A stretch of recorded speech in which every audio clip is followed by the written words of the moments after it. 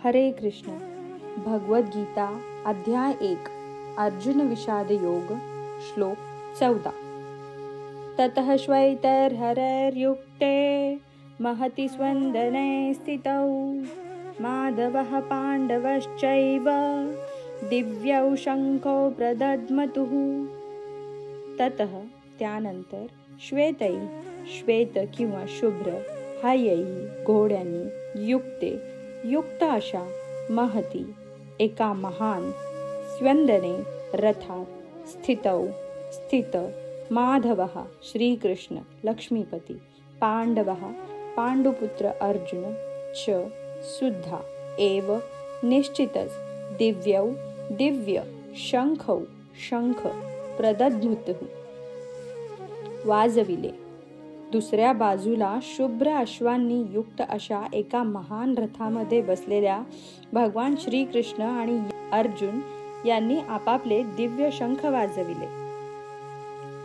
तात्पर्य: भीष्मदेवांनी वाजविलेल्या शंखाशी तुलना करताना श्रीकृष्ण आणि अर्जुन यांनी वाजविलेल्या शंखांचे दिव्य म्हणून वर्णन करण्यात आले आहे. दिव्य शंखाच्या नादाने असे सूचित करण्यात आले आहे की पांडवांच्या पक्षात श्रीकृष्ण असल्याने विरुद्ध पक्षाला विजयाची आशा नव्हती. जयस्तु पांडुपुत्राणाम येषां पक्षे जनार्दनः. पांडुपुत्रांसारख्या व्यक्तींचाच नेहमी विजय होत असतो, कारण भगवान श्रीकृष्ण त्यांचे सहकारी असतात आणि ज्या ठिकाणी भगवंत असतात त्या ठिकाणी लक्ष्मी देवी सुद्धा असते. लक्ष्मी देवी आपल्या पतीविना कधीही एकटी राहत नाही.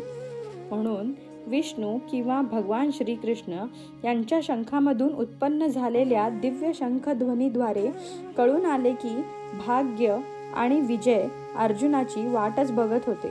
या व्यतिरिक्त हे दोन्ही मित्र ज्या रथावर बसले होते तो रथ अग्निदेवताने अर्जुनाला दान केला होता.